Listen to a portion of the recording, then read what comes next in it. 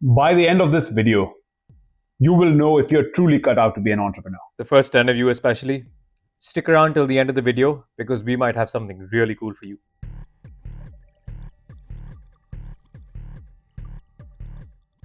Vishal, what makes this video super important? Right? I feel like people really need to listen in because what we are discussing is about how countries hold each other to the gunpoint and make them do stuff. Right? And everyone knows what we're talking about. We're talking about freaking Donald Trump here. Akhil, I feel like it goes all the way back to the playground. You remember as kids, whenever we used to play cricket or football, the person who had the ball had all the power.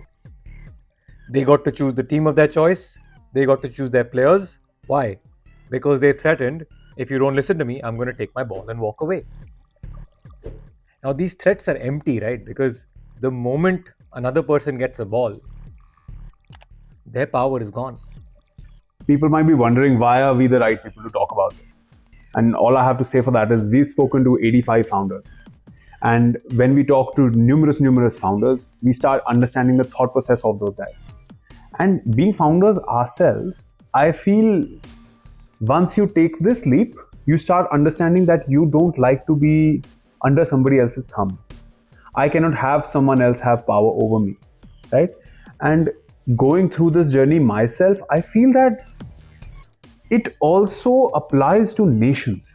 And we are seeing that live, like right now, as Trump says this. He said in a post on social media, quote, "I was just informed that the 2 repatriation flights from the United States with a large number of illegal criminals were not allowed to land in Colombia. This order was given by Colombia's socialist president, Gustavo Petro, who is already very unpopular amongst his people.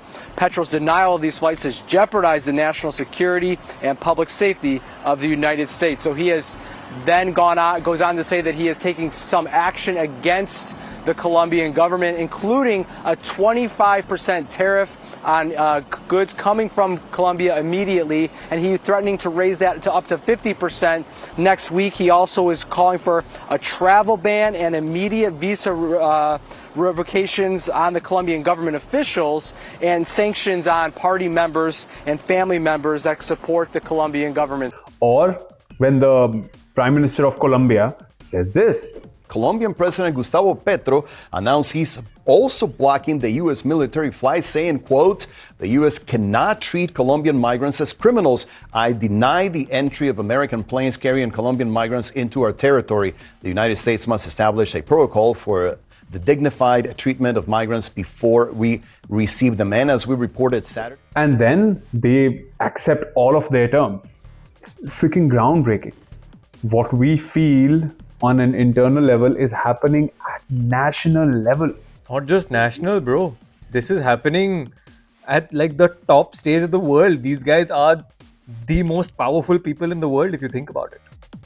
And imagine if the viewer can actually understand the nuances of this and understand this risk behavior, how much it can change in their lives. And not just in their lives, but the lives of countries.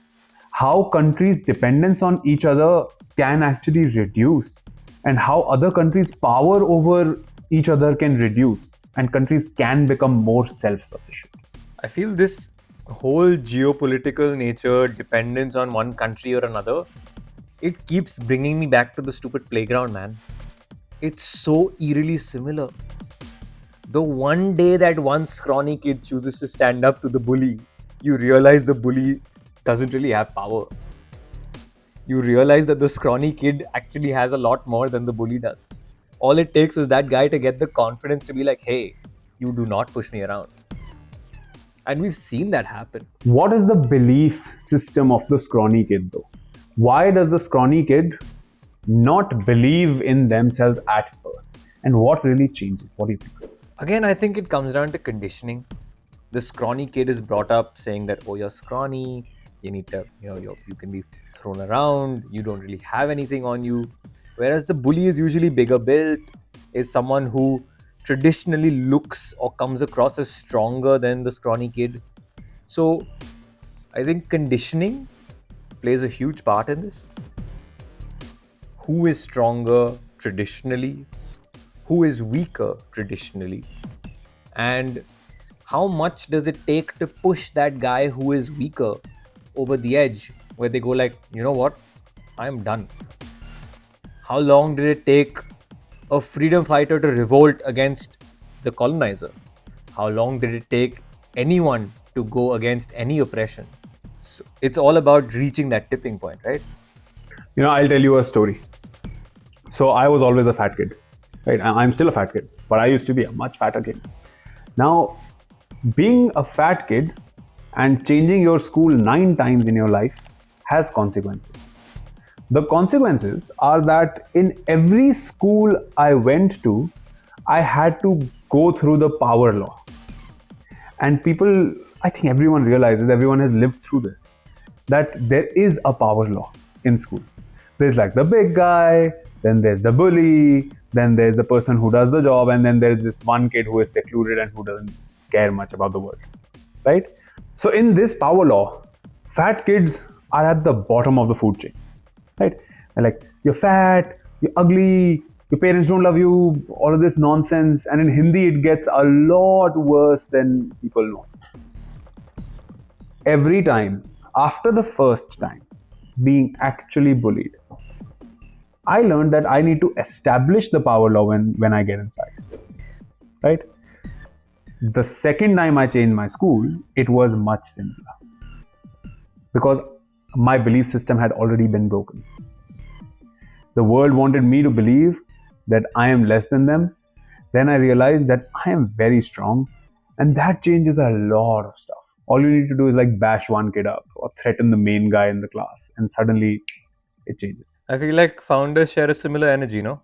Once they've built one successful company, no matter how many times you kick them out, they always have the confidence, I'll do it again. Ignorance debt. Right? We discussed this term so many times. It's just once I know, I know.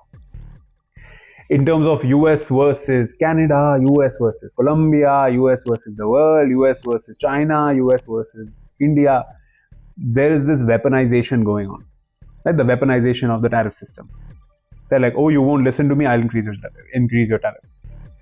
The thing that is happening with Colombia is literally, they said, unless you give my immigrants dignity, the Colombian citizens need to be dignifiedly returned to our nation, not in chains.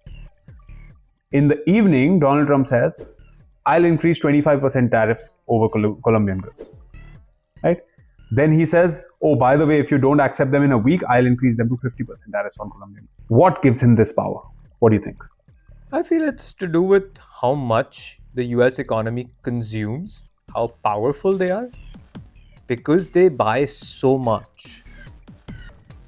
They're in a position to dictate terms.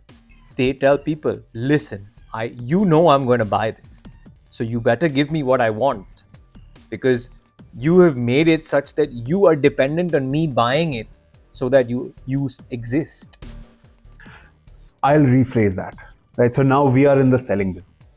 We help companies build their ads, right? And those ads can then go on to sell goods for them even better. There are always buyers in another location. It's just that they are difficult to get to, right? What starts happening, in my opinion, is that one person, when they change the ease of transaction, let's say US did implement these tax laws and did put everything in place, Colombia would find it very difficult to sell to the US. Akhil, I agree with you completely. I think the kind of people who we deal with, the hesitance they have with going into ads, the hesitance they have in exploring new territories, I think it's human nature. You get into a comfort zone. A lot of people who we speak to are like, yeah, we ran ads before, they worked and then they didn't, so we never did it again. Or, oh, I do not know what to expect. I don't know whether this is going to give me a return or not. They are more than happy spending that amount on going to an event and maybe meeting a fraction of the people. When we talk about trade relations, right, on the trade relations front, it is Colombia has very nice trade relations with the US. They've been ongoing since 1977 or something like that, right? Because given their trade agreements in place. Now they get so used to those trade agreements and they get so used to that selling over a time period of like 40 years, 50 years. Right? These are massive, massive time periods. In a company, this happens. We call this the whale. Many a times, one company is dependent on a single buyer. They are the whale. And what happens is that they take enormous risks just for that single buyer. And in their mind, the projection becomes that this single buyer is going to exist for the rest of time. And they stop marketing themselves. They stop going out and getting more buyers, which backfires as soon as the whale disappears. I feel this is a reminder to the world. They are throwing a tantrum. And if they are throwing a tantrum, instead of being like, oh, yeah, no, please, why not go out and explore? Why not explore more trade relations? Why not break this image that this one kid, this one big bully is the only person I can conduct trade with? Because if I'm correct, India's coffee intake has been increasing. If I'm correct, GDP of various nations has been blowing up. If I'm correct, consumerism is not only increasing in this one nation, it's increasing everywhere. It's increasing here in Canada, it's increasing in India, it's increasing in Europe. The trade relations now, I feel, is the biggest opportunity for the world over the next 4 years. We speak about globalization, we speak about the world becoming smaller, and these places we don't do much. I know a lot of us like to invest in the stock market.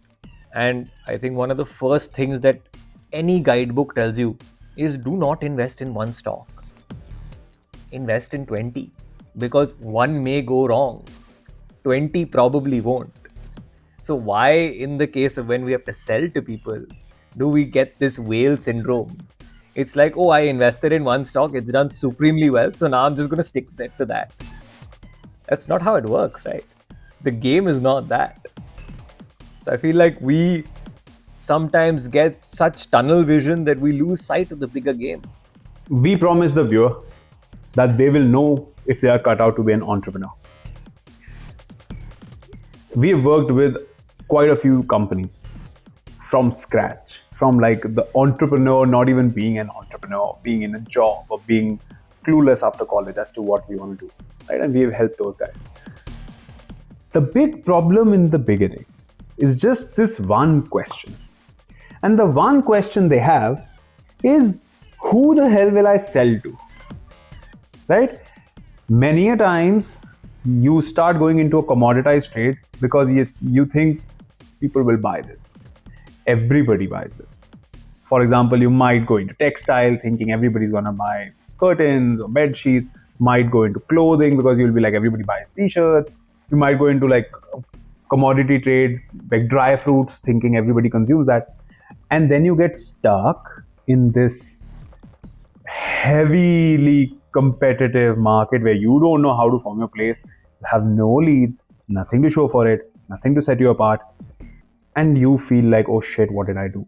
I have messed up. On the other hand, let me tell them what we can offer them, right? What we have in offer is that if you believe you're special, if you believe you have something to actually solve for the world, if you believe you're solving a genuine problem, they can fill out our form. And from that form, we'll reach out to them if they are qualified. What we'll do for them is set up their ads. Once we set up their ads, we'll set up a platform to qualify their leads via our form. And once they have everything in place, the question will not be, who do I sell to? How do I get to these people? Then the question will be, how do I solve this bigger problem? Which is the essence of every business post that initial phase where lead generation is the only thing that's on their mind. If all this did was to convince you that you can sell more, if all this did was tell you your business is worth twice, thrice, or even more than what you can imagine, then fill the form in the description below and let's make sure we're not dependent on the US to be our only buyer.